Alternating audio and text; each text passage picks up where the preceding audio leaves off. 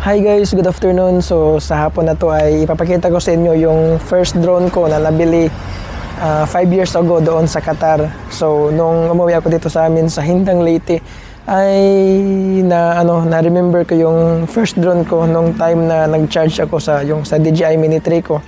Na pangalawang drone ko. Naalala ko na, may drone pala ako na binili dati. So hinahanap ko at nung nahanap ko ay tiningnan ko, chinarge ko kung gumagana pa ba at luckily ay gumagana pa naman. So ngayon ay i-test flight natin siya at tingnan natin kung okay pa ba yung video niya, yung paglipad niya at yung battery, kung ilang minutes pa ba yung kaya niyang i-last sa air. So ito yung box niya.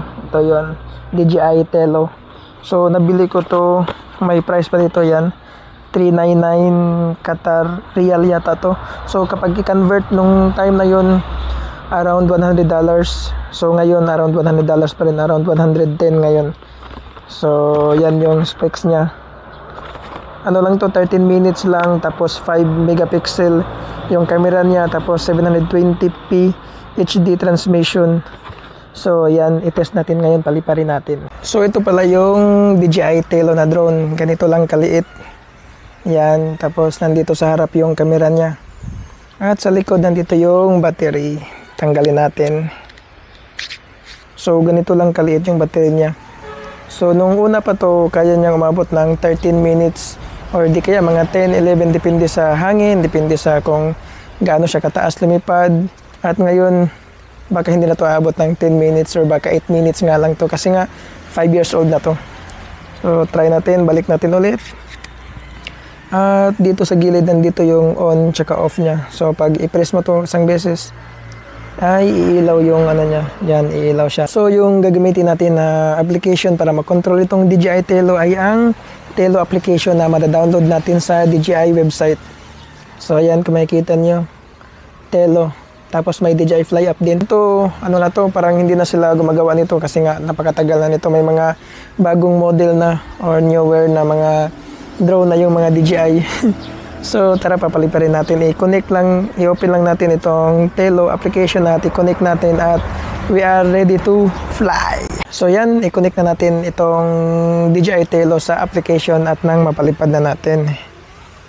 So buksan lang natin yung Wi-Fi at i-open yung Tello application at i-on din yung Tello drone. So ayan, naka-on na siya, nag-blink na yung red niya. At i-connect natin dito, hanapin lang natin yung medyo mainit. Hanapin lang natin sa Wi-Fi yung Tello na drone para mai-connect. So ayan, connected na, automatic connect kasi nga na-pair ko na to. Balik tayo dito sa application at yan, makikita nyo na yung So ayan, makikita yung yan yung gamit natin na kasi wala tayong extra cellphone. So ayan, Insta360 yung gamit natin na may Kumica na wireless mic. So try na nating paliparin to at tingnan natin kung kumusta.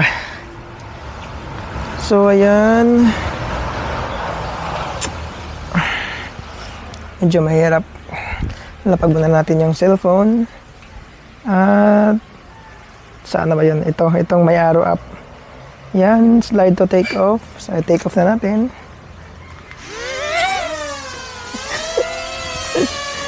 So ayan, dito, halika dito.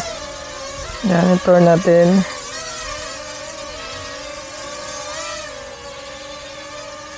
Ops.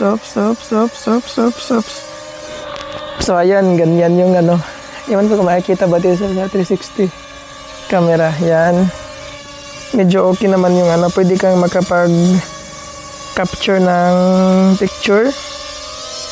Yan, hindi masyadong okay yung kasi 5 megapixel nga lang to at medyo blurry na yung medyo wavy siya kasi sa isang propeller may maraming mga buhok-buhok kasi yung kapatid ko gumagamit din ito na babae at hindi pa nalinisan kaya medyo wavy siya. Pwede rin makapag ng video, makapag-record tayo ng video.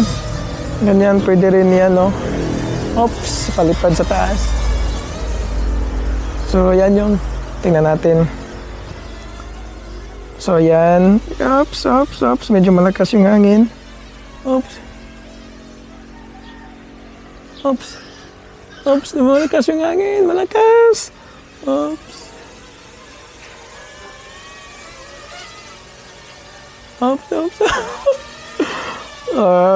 Medyo mahina to sa wind resistance. Kasi napakaliit nga ng drone na to. Konting hangin lang wala na napapalid na. Ito try natin yung mga flight mode niya. So itong bounce mode, unahin natin yung bounce mode. Okay, yes. So ganyan lang siya, ganyan lang yung bounce mode niya. Nagba-bounce up and down. Next. Itong 8D flip. Yan, acrobatic. Ops.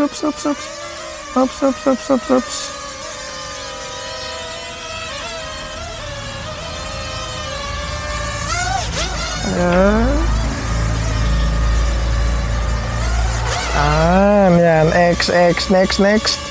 So yung iba hindi ko magawa kasi nga medyo maliit yung space dito. So kapag for example itong throw and go, tapos medyo malakas yung hangin, baka hindi na makabalik. Yung up and away, 360 and circle, kailangan niya ng medyo malaki na space dito. Yung space dito medyo maliit lang, kaya hindi ko magawa yun. So ayan, iwan ko na kailang minuto na, pero nakakalahati na tayo ng battery nitong ating Tello. So yan, pag gusto mo lang, binili ko to para hobby lang ba, para magkapag-practice ng drone at malaking bagay ang nagawa nito kasi nga yun, bumili ako ng DJI Mini 3. So parang na practice na ako, parang na familiar na ako sa mga DJI drone. So at least hindi na talagang nangangapa. So ayun, after 5 years ay gumagana pa rin at lumilipad pa rin yung DJI Tello, although yung battery life niya hindi talaga ganun na kahaba. So mga 5 to 8 minutes na lang yung battery life niya. Depende na lang talaga sa hangin, depende na lang talaga kung slow or fast mo siya papaliparin. At yung maximum altitude na nito ay mga around 30 meters lang. So kanina dito, kahit na may mga bahay na nakapalibot, pero pa rin yung hangin kasi nga alam nyo naman na maraming mga low pressure ngayon. So kahit na nasa mababa lang siya ay talagang hindi niya kaya yung hangin. Napaka worth it talaga ng mga DJI drones, DJI Tello. Ito 5 years still good, at yung DJI Mini 3 ko 2 years still good pa rin. So kung may plano kayong bibili ng mga DJI drones ay recommended talaga, hindi kayo magre-regret, at talagang worth it yung pera nyo kapag DJI drones yung bibilhin nyo. So yun lang, thank you.